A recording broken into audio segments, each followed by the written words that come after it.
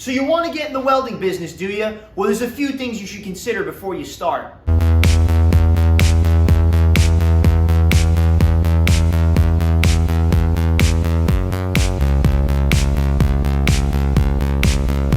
Hi, I'm Mountain Metal Anthony, and I've been in this game for about 6 years now. And I've been in business in total for about 11 years doing other things. I'm going to tell you 4 reasons why maybe you shouldn't get into the welding business. It's a difficult business. It gets down and dirty and outright nasty at times. So let me start off by saying this. This is a great business. I love doing what I do, and I encourage people of the right mindset to get into this business and try their very hardest. But if you're not of the right mindset and you're not willing to take a couple of losses and take a beating here and there, maybe this isn't for you. Let me start off with my first reason that maybe you shouldn't get into this business. There's a lot of time spent on unfulfilled estimates. These 2 books right here are just from the last 2 months, and they're halfway full. So I have multiple projects going on at once, multiple bids out there at once. So I have multiple books. I roughly have 3 or 4 books floating around me at once.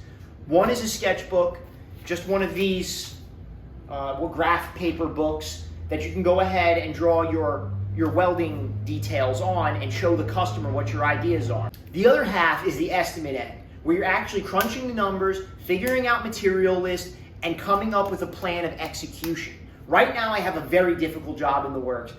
It could be a couple $100,000 job, but it needs to be executed correctly. I'm gonna be dealing with biodiesel, and it's very explosive. If that thing goes up in flames, could kill me. No amount of money in the world is worth killing me, because then I can't make any more money, right? But anyway, you're gonna spend a lot of times on estimates that don't get fulfilled. It happens to me regularly. Everywhere from a couple $100 job all the way up to $1 million job I've had fall down on me, if you've seen the $1 million estimate. I spent a lot of time estimating that job that I did not get awarded, which in hindsight maybe was a good thing, because that was a nasty job. The other thing is, you could be being used for your estimate.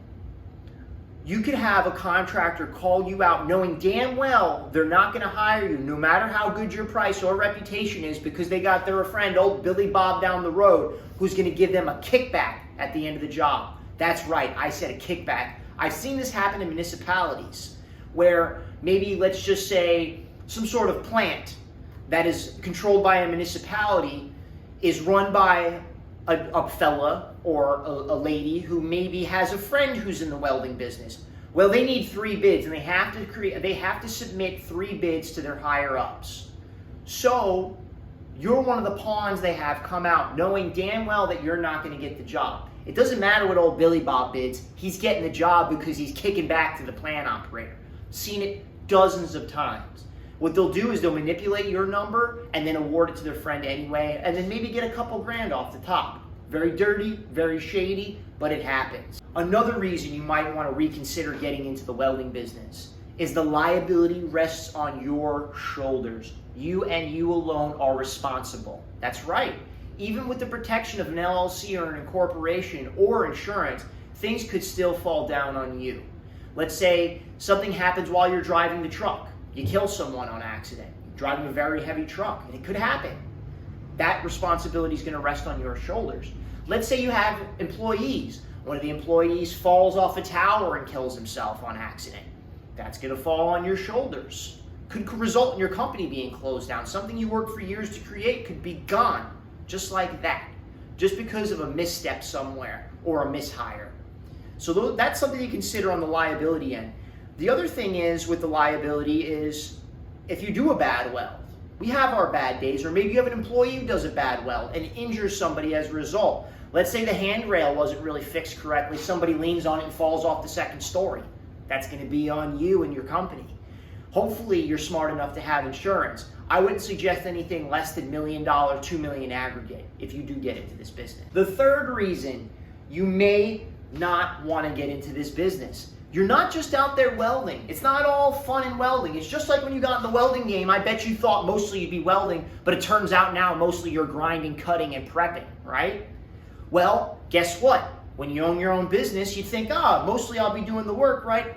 Wrong. You're going to spend most of your time on estimates, office work, paperwork, It's just part of the game. You know, I spend more time estimating and doing paperwork than I actually do out in the field, and that is the sad truth. You have to make sure your insurance is high and tight. You got to make sure it's covering the job you're currently working on. You got to make sure that if you're doing something that's code weld, that you have your certifications in line, that you have your paperwork in line, and that goes even deeper if you have to write your own weld procedure. So there's a lot of paperwork on the back end. I'm not even going to get into taxes. I've talked about that in past videos, but I will drop this real quick. If you are going to get in this business, get yourself a good CPA, protect yourself from the IRS. The fourth reason maybe you should reconsider is this is a very expensive business to get into. This table I'm leaning on, no matter how small it appears, cost me $1,200, and I had to weld the damn thing together myself. And it didn't come with legs, it was just a tabletop. That's just one piece of welding equipment I have. I do love this thing, and I would support you if you went out and wanted to buy one of these. I'd say it's a great idea, but it was expensive. I have $50,000 in my black truck. I have about $40,000 in my white truck, and that was only because I got lucky and got it for a deal. Look at Big Tom. Like I showed you in that video where we explained what happened to him, his motor blew up. The kid went out and took a $10,000 loan, bought all of his equipment, just to be hit with another $10,000 bill when his motor blew up. Luckily, me and him worked together and he was able to come up with enough coin to cover it, but it was a major setback for him. And you know, and that type of thing can happen in this atmosphere. That's why I always encourage you guys to A, never take a loan, B, cut your teeth at somebody else's expense on their dime at their company, and C, make sure you have a cushion. Don't jump into this business unless you have a cushion. You need to have a year's expenses saved up. I cannot stress that enough. Have a year's expenses saved up before you cut off on your own. You don't know what's going to happen with the economy. You don't know what's going to happen around you. Never be sure of anything. Be unsure of everything. Because you may have a bid lined up. You may have gotten approved. You may have even gotten a deposit. But the customer could just decide that, hey, we're not doing the job anymore. You may have to give the deposit back, depending on what the contract states. But anyway, guys, that's all I have to say. Those are 4 reasons why maybe you should reconsider getting in this business. But those are the dark, nitty-gritty sides of this. There's a lot of rewarding things in this business. I wouldn't trade it for anything. Well, $1 million or something, maybe. Cash, tax-free. Yeah, I'd trade it for that. But anyway, guys, I'm Melton Metal Anthony. I hope you enjoy this content. I have to reach into the depths of my brain to pull this stuff out for you guys. So if you enjoyed it, like, subscribe, share, tell your friends, do the whole 9, all right? Dislike it. Tell me I'm a jerk off. I really don't care. Anyway, I'll catch you on the next video. Keep dragging rod, keep pitch and make, keep doing what you do, and I will catch you on the next one.